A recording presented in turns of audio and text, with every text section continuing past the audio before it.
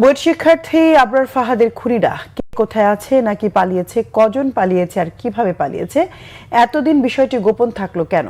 এসব প্রশ্নের উত্তর সংশ্লিষ্ট কারা কর্তৃপক্ষের কাছে জানতে চেয়েছেন আবরারের মা রোকেয়া খাতুন। সকালে কুষ্টিয়া শহরের পিটিআই রোডের শাখা বীর মুক্তিযোদ্ধা আসাদ সড়কের ৫ নম্বর ওয়ার্ডের বাড়িতে গেলে মা রোকেয়া খাতুন ছেলে হত্যায় মৃত্যুদণ্ডপ্রাপ্ত আসামিদের বিষয়ে গণমাধ্যমে উঠে আসা তথ্যের ভিত্তিতে এসব কথা বলেন। আগে একটি স্কুলে শিক্ষকতা করলেও ছেলে হারানোর শোকের ভারে এখন আর সেটাও করেন না। বাবা বরকতুল্লাহ ব্র্যাকের নিরীক্ষক হিসেবে ছোট ছেলে ফায়াজের লেখাপড়ার জন্যই তিনি পোস্টিং নিয়ে থাকেন ঢাকায়।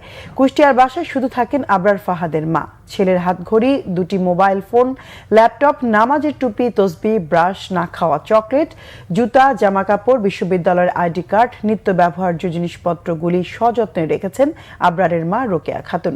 এছাড়া আলমারিতে সুরক্ষিত আছে ছেলের পাওয়া বিভিন্ন পুরস্কার। সর্বশেষ কিনে দেয়া অক্ষত মোড়কের নতুন জামাটিও রয়েছে মায়ের সংগ্রহশালায়।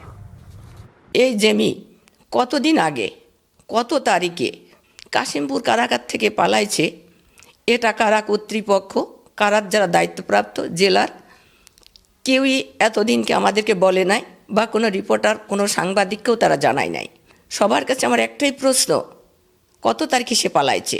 এবং ওখানে যে দায়িত্ব ছিলেন সে কি দেখে নাই যে কিভাবে কখন জেমি পালাইছে? ৫ জন ছিল যাবজ্জীবন কারাদণ্ডপ্রাপ্ত, ২০ জন ছিল মৃত্যুদণ্ডপ্রাপ্ত আসামি, তার মধ্যে ৩ জন ছিল অনুপস্থিত। আমি শুধু জেমি না, এখন বাকি আর ১৯ জন ওই কারাগারে আছে কিনা আমি জেলার কর্তৃপক্ষের মাধ্যমে জানতে চাই।